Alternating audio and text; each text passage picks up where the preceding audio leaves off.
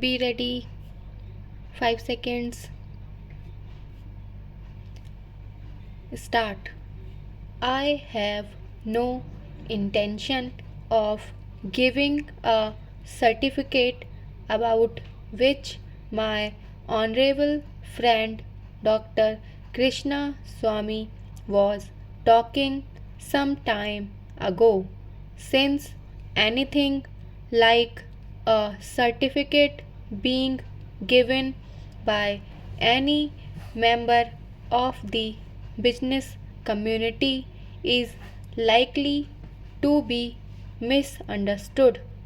But the fact remains that impartial observers, both here and abroad, have testified to the soundness and stability of our finances, which have successfully withstood severe stresses and strains of the changing economic factors, both national and international.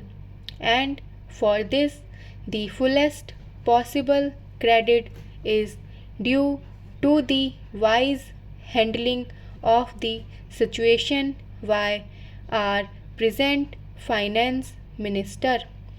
There have been criticism on both sides. Some have described the budget as pro big business, as something which has brought about a boom in the stock exchange, and as something which has brought about satisfaction in the business circles.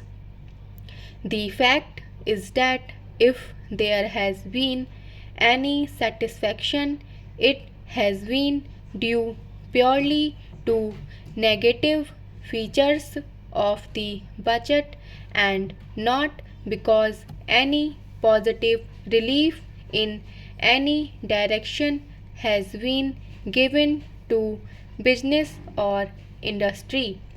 It is true that there were certain fears in the minds of the business community that, in view of the expanding and growing need of the center, the finance minister might resort to certain further additional taxation, and since those fears were not realized, there has been some slightly recovery in certain stock exchanges, but that does not in the least mean that whatever relief and legitimate relief was due to the business and industrial community has received any adequate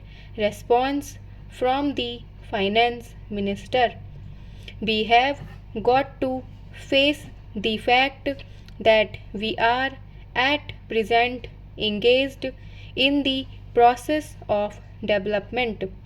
People who talk about UK and USA conveniently forget that these are the most highly industrialized countries in the world, and our taxation system, as long as we are engaged in expanding and building our economic, must be adjusted and linked with the requirements of the expanding economy, and should not be compared with the high taxation levels that may be prevalent in UK and USA.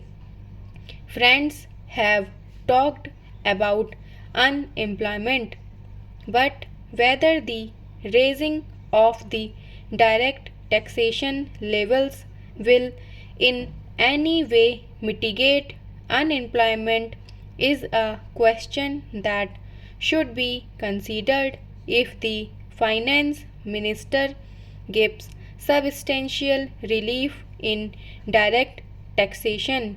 I think that might lead to an acceleration in the pace of development.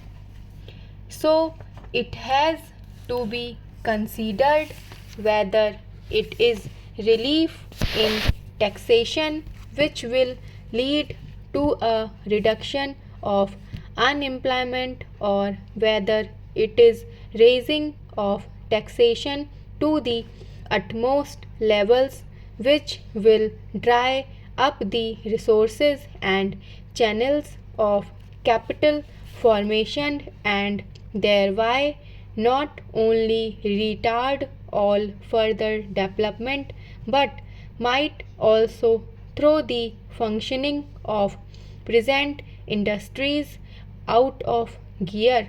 So, my submission is that when the Taxation Inquiry Committee has been appointed, it is only logical to expect that no substantial changes in the taxation structure will be made until the findings of that expert committee are known, until we know the incidence of taxation in the various sectors of economy. Now, coming to the question of deficit financing, I am afraid that my esteemed friend's attitude was somewhat different from the line of opinion in the business and industrial community. Not that we advocate deficit financing for bringing any artificial rise in prices, but the fact is that those who have criticized deficit financing have not suggested any other alternative or made any other constructive suggestion which will bring about necessary development plans. After all, the fact has got to be faced that whatever program we have set out in the national plan should go on unimpeded by any financial considerations.